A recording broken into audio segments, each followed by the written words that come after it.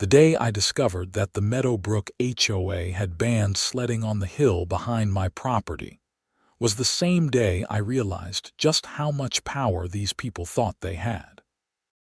I stood in my kitchen holding a certified letter that informed me sledding was now prohibited on all community hillsides due to liability concerns and neighborhood aesthetics. The problem was, the hill they were talking about wasn't theirs. It was mine. My name is Ryan Atwood, and I had purchased 15 acres of prime Colorado land just outside Boulder 3 years ago. The property included a beautiful rolling hill that had become the unofficial sledding spot for the neighborhood kids every winter. I had never minded. In fact, I enjoyed watching families spend their weekends sliding down that slope, hearing the laughter echo across the snow-covered landscape.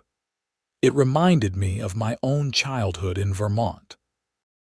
What made this situation particularly interesting was that the Meadowbrook HOA, in all their infinite wisdom, had somehow convinced themselves they had authority over my property. They did not. My land was grandfathered in before the HOA was even established, and I had made absolutely certain during the purchase that I would never be subject to their rules. My lawyer had been very thorough about that, but here was the kicker. The access road that every single resident in the Meadowbrook development used to get to their homes ran directly through my property. The original landowner, back in the 1960s, had granted an easement for the road when the neighborhood was just starting out. That easement, according to my deed and the documents I had reviewed with my attorney, was contingent on the property owner's continued permission, and could be revoked with proper notice if certain conditions were violated. I read the letter again, paying special attention to the signature at the bottom. Patricia Henderson, HOA president. Of course it was a Patricia. I had met her exactly once, at a community barbecue I had been invited to shortly after moving in. She had spent 20 minutes lecturing me about the proper way to maintain my fence line, even though my property was not part of her jurisdiction. I had politely explained this to her then, but clearly, the message had not stuck. The letter stated that, effective immediately, any property owner who allowed sledding on hillsides would be fined $500 per incident. It went on to cite some obscure county ordinance that I was fairly certain did not apply to private property, and definitely did not apply to land outside HOA boundaries. I picked up my phone and called my attorney, Marcus Chen. He had handled my property purchase and had become something of a friend over the years. "Ryan, how's the mountain life treating you?" Marcus answered on the second ring. "I've got an HOA problem," I said. "But you're not in the HOA." "Exactly." I explained the situation, reading him the letter verbatim. There was a long pause on the other end of the line. "They cannot do this," Marcus said finally. "They have absolutely no authority over your property. This is harassment at best, possibly even defamation if they're telling people you're violating ordinances that don't exist." "That's what I thought," I said. "But here's what I'm considering. The access road easement. Can I revoke it?" Another pause, this one longer. I could hear papers rustling. "Let me pull up your deed documents. Give me an hour and I'll call you back." While I waited, I made myself a coffee and walked out to my back porch. The hill stretched out before me, covered in about 8 inches of fresh powder from last night's storm. It was perfect sledding weather. A few kids were already out there, their colorful sleds flashing against the white snow. Their parents stood at the bottom of the hill, thermoses in hand, watching and waving. One of the fathers, Tom Reardon, noticed me and waved. I waved back. Tom was a good guy, an accountant who worked from home and had 2 young daughters who absolutely loved that hill. We had talked a few times over the years, usually about fishing or the Broncos. I wondered if he knew about the HOA's letter yet. My phone rang. Marcus. "Okay, so here's the situation," he said, and I could hear the excitement in his voice. The easement was granted in 1967 by the original property owner, a guy named Harold Simmons. The language is pretty standard for that era, but there's a clause that's very interesting. The easement is granted for purposes of residential access, and it explicitly states that it remains valid so long as the neighboring property owners maintain good faith relations with the easement grantor. Good faith relations, I repeated. It's vague, which actually works in your favor. A court would likely interpret this broadly. Falsely claiming authority over your land, threatening you with fines you don't legally owe, misrepresenting local ordinances, all of that could reasonably be construed as violating good faith. So I could revoke the easement. You would need to provide written notice. Typically, 30 days is reasonable. But Ryan, I have to warn you, this is going to create a massive problem for those residents. That access road is the only way in and out of that development. We're talking about maybe 80 homes. 92, I said. I had counted once out of curiosity. This is going to be a big deal. Are you sure you want to go this route? There might be other ways to handle this. I thought about it for a moment. I could ignore the letter. I could send a polite response explaining that my property was not under HOA jurisdiction. I could even attend an HOA meeting and try to reason with them. But something about that letter, about Patricia Henderson's presumption that she could dictate what happened on my land, really bothered me. This was not about sledding. This was about boundaries, both literal and figurative. If I let this slide, what would be next? Would they try to tell me what color I could paint my house? What kind of trees I could plant? Draft the notice, I said. Let's do this properly. You got it. I'll have something for you by end of business today. After we hung up, I spent some time researching the Meadowbrook HOA. Their website was a masterpiece of suburban bureaucracy, full of committee minutes and architectural guidelines and violation notices. I found Patricia Henderson's profile under the board member section. She was exactly as I remembered. Mid-50s, blonde hair styled in that particular way that suggested multiple conversations with managers, a smile that looked more like a dare than a greeting. The HOA had been established in 1995 when a developer bought up several large parcels and started building the Meadowbrook community. The CC and Articus were typical. No fences over 6 feet.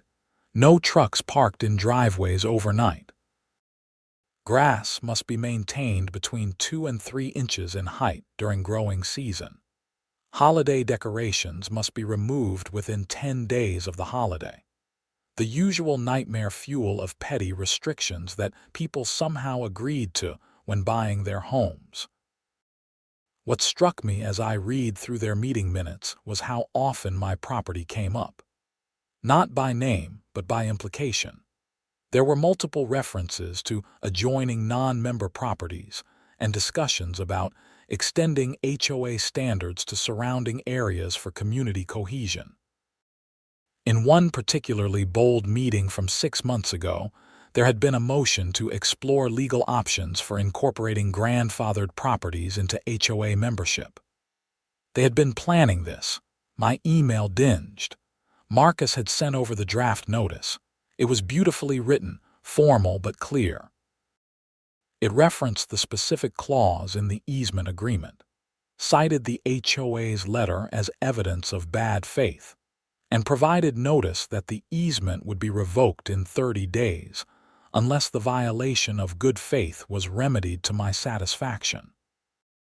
The remedy I requested was simple.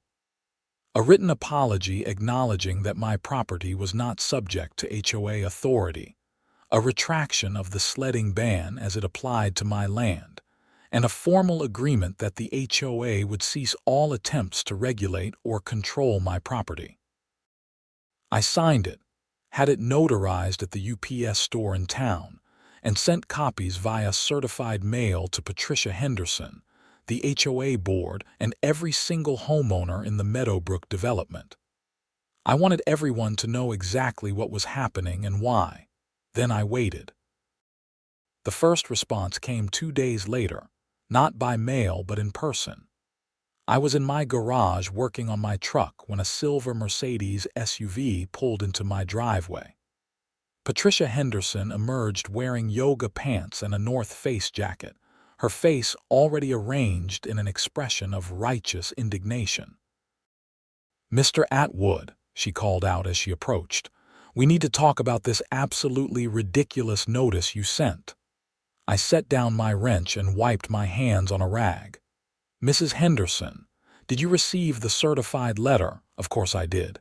Everyone in the neighborhood received it." "Do you have any idea what kind of panic you've caused?" "About as much panic as you caused by trying to ban sledding on property you don't own." Her face flushed. "That hill is a liability issue. We've had insurance consultants review the situation." "Insurance consultants who told you that you could regulate private property that isn't part of your HOA. The hill is visible from HOA properties. It affects our community." I almost laughed. "Mrs. Henderson, you can see Pikes Peak from your community too. Do you think that gives you authority over it? Don't be ridiculous." "I'm not being ridiculous. You sent me a letter threatening fines for activity on my private property. You claimed authority you don't have. You cited ordinances that don't apply. And now you're surprised that there are consequences." She crossed her arms. "You cannot close that road. It's the only access to 92 homes. Then I suggest you remedy the situation." "By doing what exactly?" I pulled out my phone and opened the email from Marcus. "A written apology acknowledging that my property is not subject to HOA authority. A retraction of any claims that I'm violating ordinances or HOA rules. And a formal agreement that you will stop trying to regulate my land." Patricia's eyes narrowed. "You're doing this because of sledding. You're willing to trap 92 families, prevent emergency vehicle access, potentially cause people to lose their jobs when they cannot get to work, all because we don't want kids sledding." "No," I said calmly. "I'm doing this because you tried to exercise authority you don't have over property that isn't yours. The sledding ban was just the symptom. The disease is your belief that you can control anything you can see from your development. This is extortion. No, this is property rights. I'm exercising my legal right to revoke an easement that was granted under specific conditions. You violated those conditions. If you want to call someone, call a lawyer. They'll tell you the same thing mine told me." She stood there for a long moment, her jaw working like she was chewing through several responses before settling on one. "The board will discuss this," she said finally. "You have 27 days left," I replied. She drove away fast enough to kick up gravel from my driveway. Over the next week, things escalated in ways I had not entirely anticipated. First came the phone calls. My number was apparently not hard to find, and I received dozens of calls from Meadowbrook residents. Some were angry, accusing me of being unreasonable and vindictive. Others were confused, claiming they had not known about the sledding ban and asking if we could work something out. A few were surprisingly supportive, saying the HOA had gotten too big for its britches and needed to be taken down a peg. Tom Reardon called me on day 4. "Ryan, hey, it's Tom. Listen, I just wanted to reach out about this whole road situation." "Hey Tom, how are the girls?" "They're good.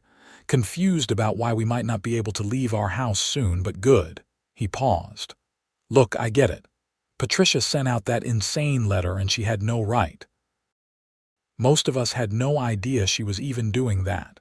The board's been keeping a lot of stuff quiet lately. I appreciate you saying that." Is there any way to resolve this? I mean, I'll personally come apologize if that's what it takes. A lot of us will.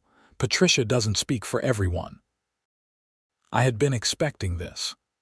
Tom, I appreciate the call, I really do, but this needs to come from the board. They're the ones who made the claim. They need to be the ones to retract it. Patricia's never going to apologize. You know that, right? She'd rather burn the whole neighborhood down than admit she was wrong. Then maybe the neighborhood needs to reconsider who's on their board. There was a long silence. Yeah, Tom said finally. Yeah, maybe we do. The local news picked up the story on day 8.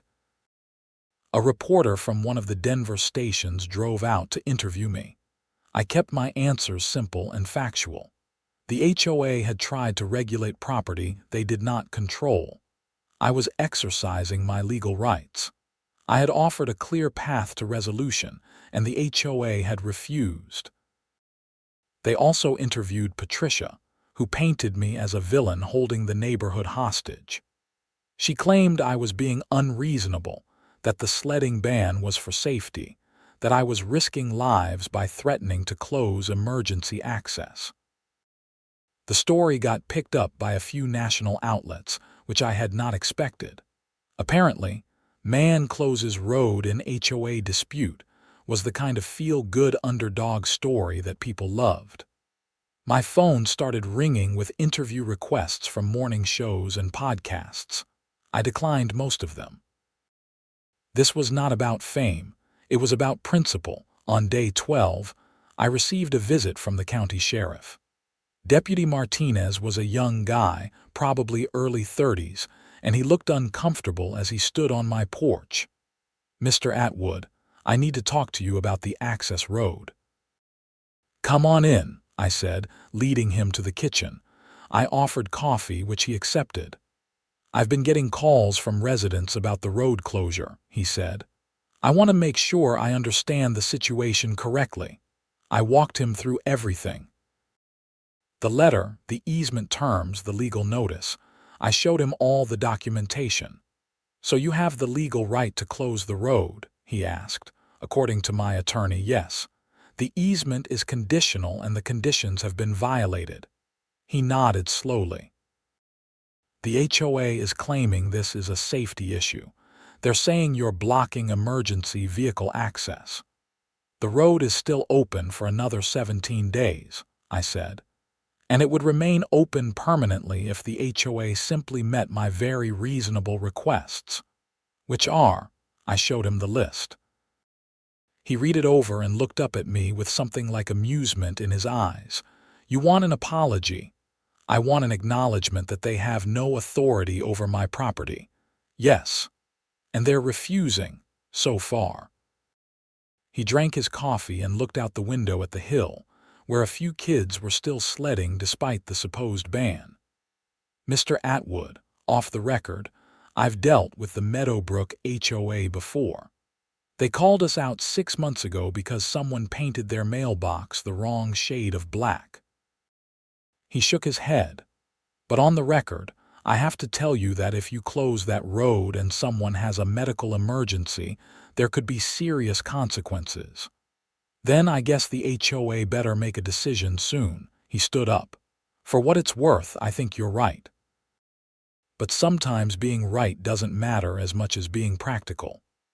"I appreciate that, Deputy, but I'm not the one being impractical. I offered a simple solution. They're the ones choosing pride over resolution." After he left, I sat on my porch and wondered if I was taking this too far. 92 families. Kids, elderly people, someone could legitimately need emergency services. Was my point worth that risk? But then I thought about what would happen if I backed down now. Patricia would learn that she could push people around and face no consequences. The HOA would continue trying to extend their authority beyond their actual jurisdiction, and eventually they would come after my property again with something else. No, I had drawn a line. I would see this through. On day 15, something changed. I received an email from an address I did not recognize. The subject line read, "You need to see this." Inside was a forwarded chain of emails between Patricia Henderson and several board members. The topic was my property, and the contents were revealing. Patricia had been planning for over a year to find ways to force my property into HOA jurisdiction. The sledding ban was just one attempt. The emails discussed other strategies, including trying to claim my fence was a boundary dispute, attempting to cite me for nuisance violations they would create evidence for, and even exploring whether they could sue me for diminishing their property values by not maintaining my land to their standards. One email from Patricia particularly stood out. "Once we establish even minor authority over the Atwood property, we can expand from there. He's just one person against our entire community. We have the resources to outlast him in any legal battle." This was not about sledding or safety. This was a calculated campaign to seize control of property that did not belong to them. I forwarded the emails to Marcus immediately. "This is gold," he said when he called me 5 minutes later. "This shows clear bad faith and premeditation. If this goes to court, these emails will destroy their case for maintaining the easement." "Who sent them to me?" I asked. "Does it matter? I'm curious." "My guess. Someone on the inside who's tired of Patricia's games. You said there's been pushback from residents, right?" He was right. The next day, I found out who my anonymous source was. Tom Reardon showed up at my door with a 6-pack of beer and a sheepish expression. "I need to tell you something," he said. We sat on my porch, and he explained that his wife, Jennifer, was on the HOA board. She had been growing increasingly uncomfortable with Patricia's tactics, and had been excluded from several executive sessions where the anti-Ryan strategies were planned. When she finally accessed the board's shared email account and saw the extent of what Patricia was plotting, she convinced Tom to send the emails to me. "Jenny's planning to resign from the board," Tom said. "She doesn't want to be part of this anymore. But she wanted you to know what you're really up against." "Thank your wife for me," I said. "This helps a lot." "Are you really going to close the road?" I looked at him seriously. "Tom, if Patricia apologizes and agrees to leave my property alone, the road stays open. But if she continues to refuse, yes, I will close it." "There's an emergency HOA meeting scheduled for tomorrow night," he said. "A lot of residents are demanding Patricia's removal. This might resolve itself." The meeting was at 7 p.m. in the Meadowbrook Community Center, a bland building at the entrance to the development. I was not technically allowed to attend since I was not an HOA member, but Tom called me at 7:30 with updates. "It's a circus," he said, and I could hear shouting in the background. "About 60 residents showed up. People are furious. Half are mad at Patricia for creating this mess, half are mad at you for closing the road." "Has Patricia said anything?" "She's trying to maintain that she did nothing wrong, that you're the problem. But someone printed out those emails and distributed them. She's cornered." "What happens next?" "There's a motion to remove her from the board. We're voting now. I'll call you back." 20 minutes later, my phone rang. "She's out," Tom said. 51 votes to remove her, 9 to keep her. "The vice president, Greg Paulson, is taking over temporarily." "Will he work with me?" "He's already said he wants to reach out to you tomorrow." "Ryan, I think this is over." But it was not over. The next morning, I received another certified letter. This one was from Patricia Henderson personally, not from the HOA. It was a lawsuit. She was suing me for harassment, intentional infliction of emotional distress, and tortious interference with her position on the HOA board. I called Marcus. "She's flailing," he said after I read him the complaint. "This is a desperate move and it has no legal merit. She's trying to intimidate you. It's not working." "Good, don't respond to her directly. I'll file a motion to dismiss. In the meantime, has the new HOA leadership reached out? Not yet. That afternoon, Greg Paulson called me. He was an engineer for a renewable energy company and sounded exhausted. Mr. Atwood, I want to apologize on behalf of the Meadowbrook HOA. What Patricia did was wrong. We had no authority to regulate your property, and we certainly had no business threatening you with fines. I appreciate that, Mr. Paulson. Please call me Greg. I've drafted a formal letter of apology from the board. It acknowledges everything you requested. We're also putting in our next newsletter a clear statement that your property is not subject to HOA rules and that residents are welcome to use your hill for sledding if you allow it. Will that be sufficient? That sounds perfect. So the road will remain open. The road will remain open. I could hear the relief in his voice. Thank you, and again, I'm sorry this happened. Patricia had gotten out of control and the board let it happen. That's on us. We ended the call, and I felt the tension I had been carrying for 2 weeks finally start to release. It was over. I had made my point, defended my property rights, and the HOA had backed down. But Patricia Henderson was not done. 2 days after I received the formal apology from the HOA and sent my own formal letter maintaining the easement, my mailbox was destroyed. Someone had taken a baseball bat to it, reducing it to splinters and twisted metal. The post was snapped off at the base. I called the sheriff's office. Deputy Martinez came out to take a report. Any idea who might have done this? He asked. I have a suspicion. Patricia Henderson. She's suing me personally. That doesn't mean she vandalized your mailbox. Can you check if anyone saw anything? I'll ask around. 3 days later, my fence line along the road was spray painted with the words tyrant and bully in large red letters. I documented it with photos and called the sheriff again. This time, they took it more seriously. Deputy Martinez brought another officer with him, and they dusted for fingerprints on the paint cans that had been left at the scene. Mr. Atwood, I'm going to be honest with you, Martinez said. This looks like it's escalating. Have you received any direct threats? Not yet. If you do, call us immediately. In the meantime, you might want to consider security cameras. I ordered a complete camera system that day, with cameras covering every angle of my property, including the access road. The installation took 2 days, but by the end of it, I had high-definition coverage of everything. The cameras paid off on day 4 after installation. At 2 in the morning, my phone buzzed with a motion alert. I pulled up the app and saw a figure in dark clothes approaching my garage with what looked like a gas can. I called 911 immediately, and then watched on my phone as the person tried to force open my garage door. The motion-sensing lights kicked on, and the figure looked up directly at the camera. Even with the low light, I recognized her face. Patricia Henderson.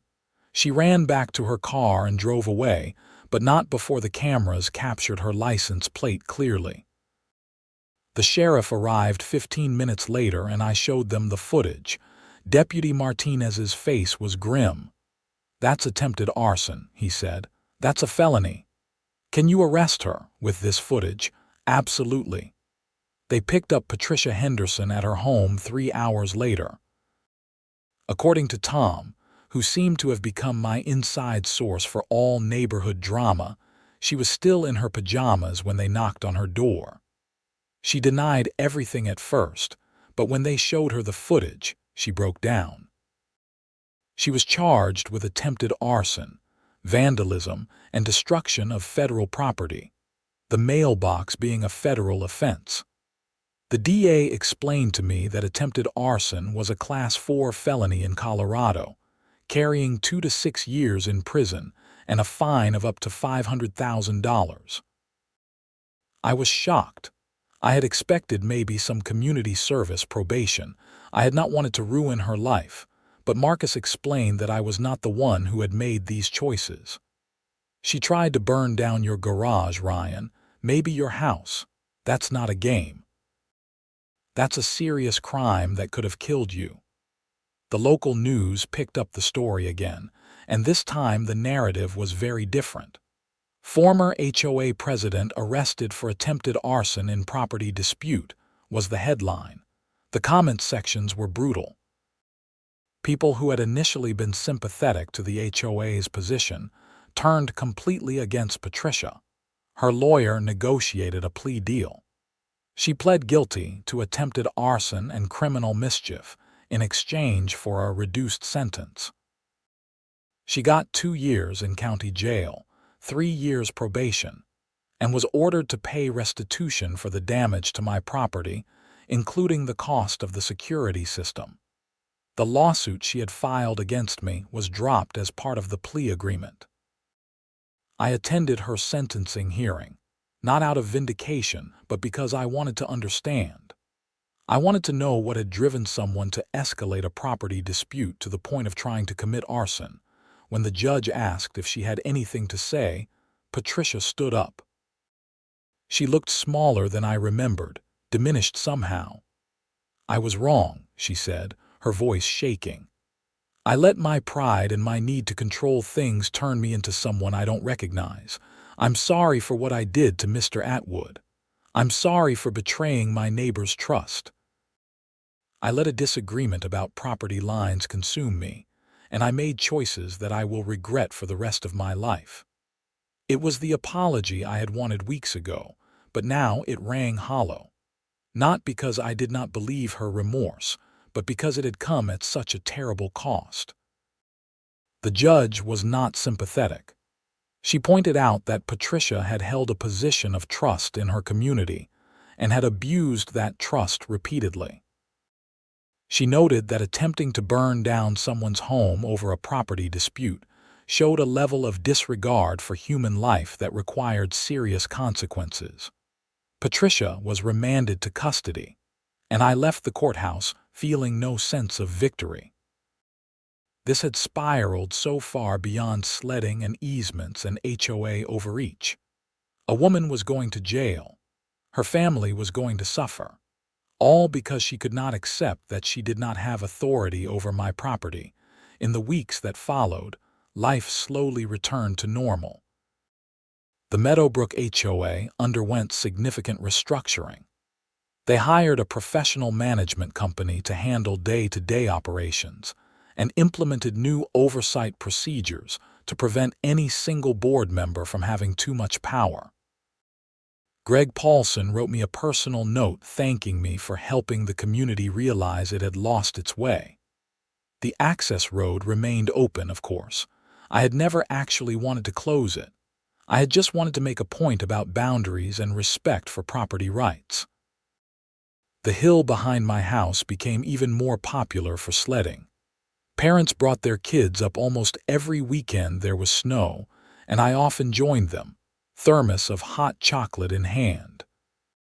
Tom's daughters, Madison and Sophie, became regular fixtures on my porch, always excited to show me their latest sled runs or snow fort constructions. One afternoon in late February, about 3 months after everything had been resolved, I was sitting on my porch when Tom came up with his girls. "Hey Ryan, the girls wanted to give you something." Madison, who was 8, handed me a crayon drawing of my hill with stick figures sledding down it. At the top, in careful child handwriting, it said, "Thank you for sharing your hill." "We thought you might close it," Sophie, who was 6, said. "When all the grown-ups were fighting." "I would never close the hill," I told her. "That's what hills are for, sledding and fun and making memories." "Not for HOA meetings?" Madison asked, and Tom laughed. "Definitely not for HOA meetings," I agreed. After they left, I sat there for a while thinking about how strange the last few months had been. I had moved to Colorado for peace and quiet, for space and freedom. I had bought this property specifically because it was outside HOA jurisdiction, because I valued the ability to make my own decisions about my own land. Patricia Henderson had tried to take that away, not through honest negotiation or reasonable argument, but through intimidation and false authority. And when that did not work, she had escalated to criminal behavior. It was a cautionary tale about what happens when people in small positions of power start to believe their authority extends further than it actually does. My phone rang. It was Marcus. "Hey, I have some interesting news.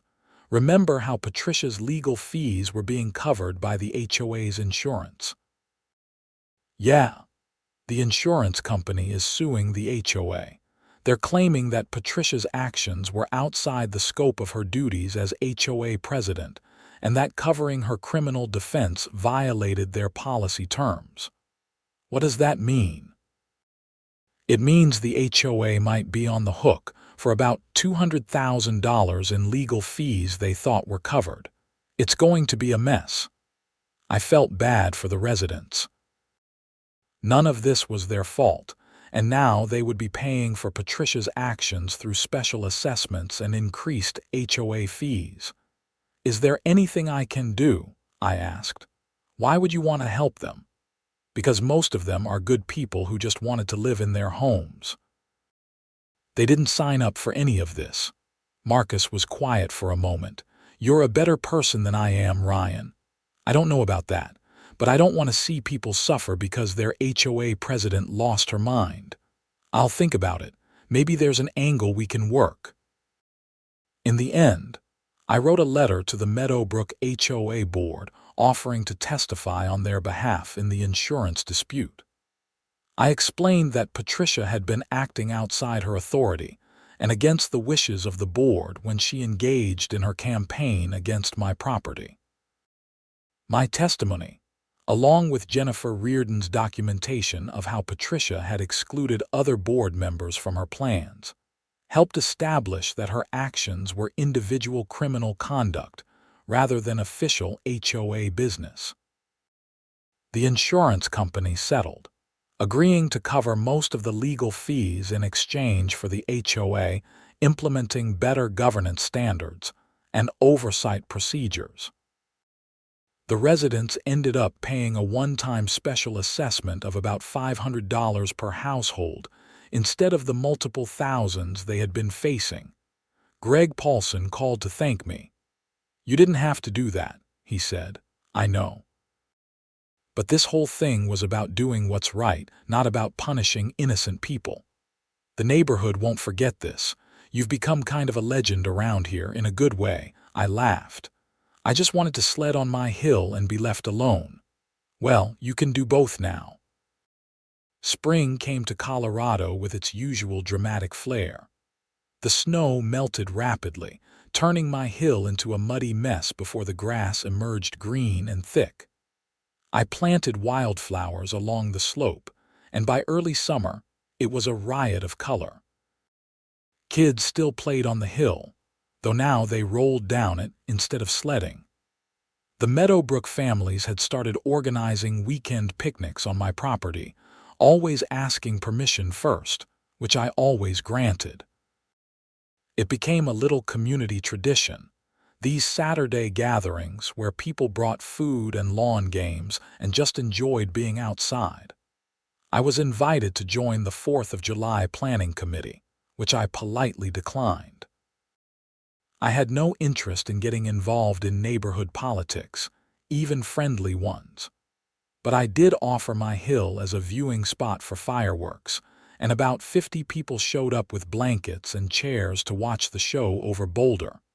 In August, I received a letter from Patricia Henderson.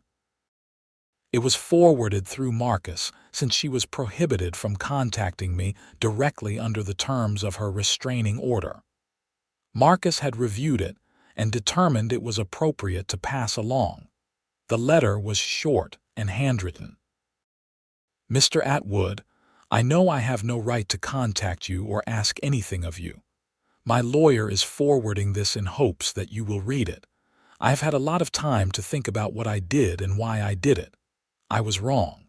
More than wrong, I was cruel and dangerous. You wanted something simple, just acknowledgement of your property rights, and I turned it into a war because I could not stand the idea of not being in control. I let my ego and my pride turn me into someone capable of truly terrible things. I am not writing to ask for forgiveness or understanding. I am writing because my therapist says I need to take accountability beyond the legal consequences I am facing. You did not deserve any of what I put you through. The neighborhood did not deserve the chaos I created. My family did not deserve the shame I brought on them. I hope that whatever good came from this situation, the community coming together, people standing up for what is right, is some small balance against the harm I caused. I will be a better person when I leave here. I have to be. Sincerely, Patricia Henderson. I read it twice and then filed it away. I appreciated the apology and I believed it was genuine. People could change, could grow from their mistakes. I hoped she would. But I did not respond.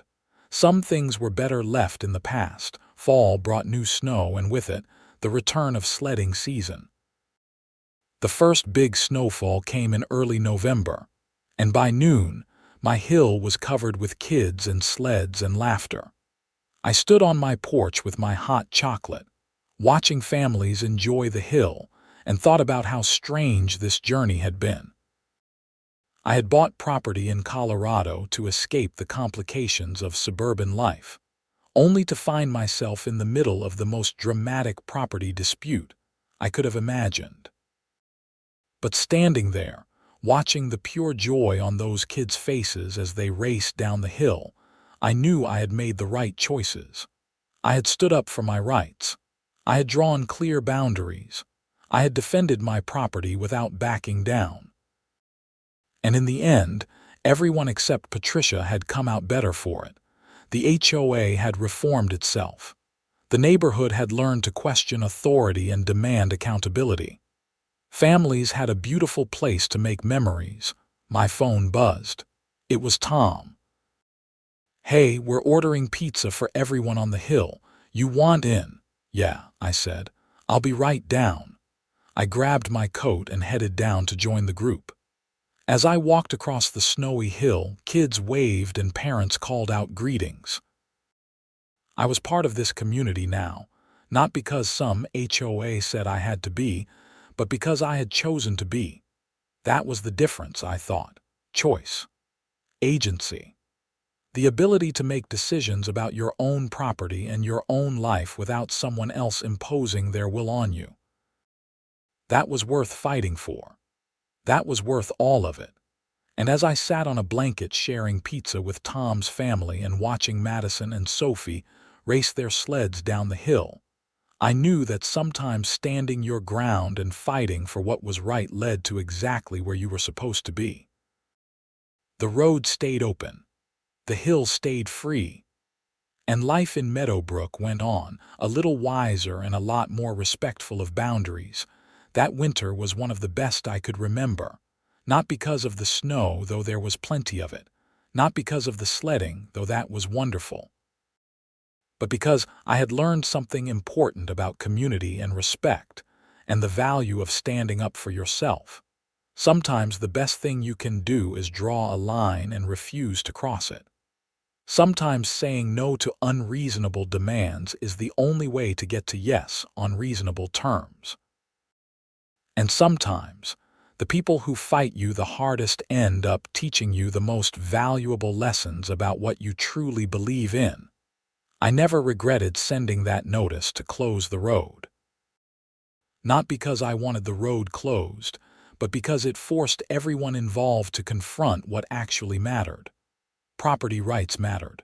Respect mattered. Boundaries mattered. And when those things were threatened, standing up for them was not just a right but a responsibility. The Sledding Hill became something of a local landmark. People from outside Meadowbrook started asking if they could bring their kids to sled there. I said yes to anyone who asked politely and respected the property. The hill was big enough for everyone. In December, the new HOA board approached me about recognizing my property as a community asset, without claiming any authority over it. They wanted to put up a tasteful sign at the base of the hill, thanking me for sharing the space with neighbors and visitors. I agreed, as long as the sign made clear that this was private property being shared voluntarily, not common area subject to HOA rules. The sign went up just before Christmas. It read, Atwood Hill, private property, sledding and play welcome. Please respect the land and each other. Thank you to Ryan Atwood for sharing this special place with our community. Tom took a picture of me standing next to it and sent it to the local news. They did a follow-up story, one of those feel-good holiday pieces about community and reconciliation. I gave them a brief interview emphasizing that property rights and community spirit were not mutually exclusive.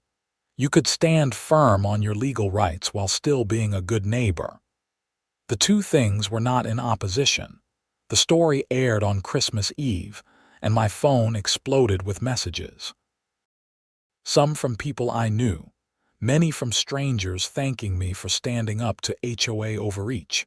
Apparently, I had become something of a folk hero in the property rights community. I did not particularly want to be a folk hero. I just wanted to live my life and sled on my hill.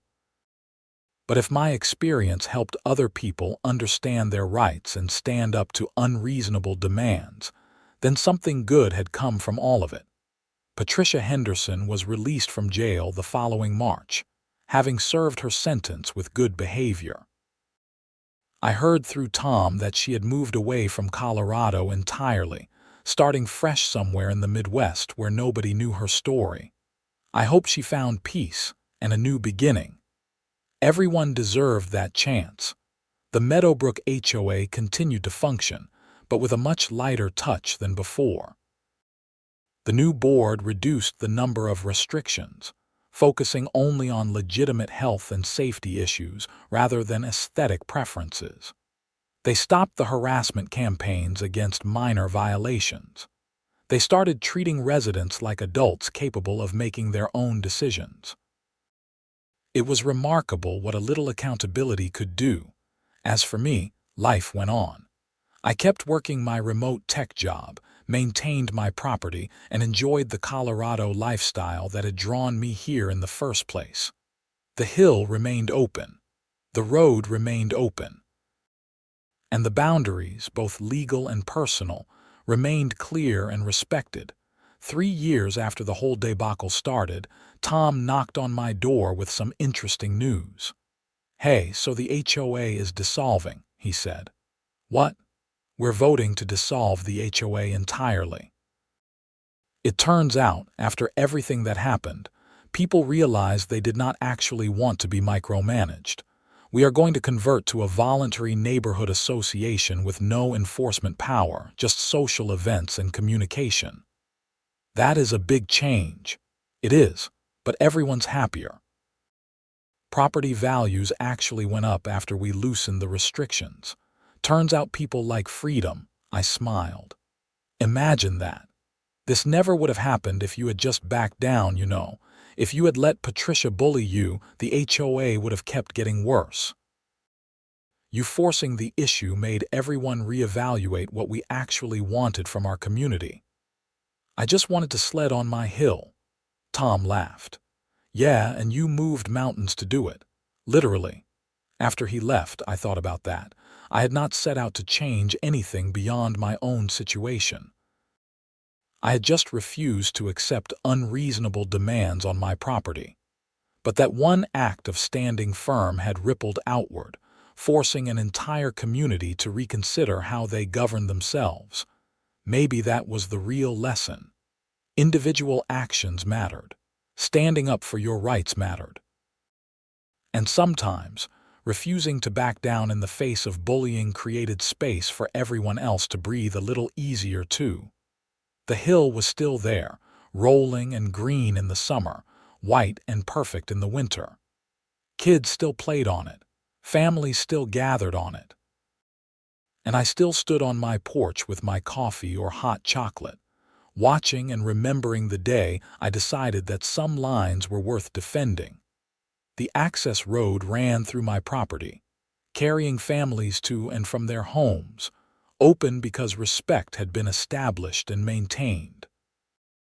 It was a daily reminder that reasonable people could resolve conflicts when they approached each other honestly and without false claims of authority. And every time I saw someone sledding down that hill, laughing and free, I knew that the fight had been worth it. Not because I had won some battle against an HOA, but because I had defended something fundamental: the right to control your own property, make your own choices, and live your life without unnecessary interference. That was what freedom looked like. That was what it meant to stand your ground. And that was a lesson worth sharing, one sled run at a time,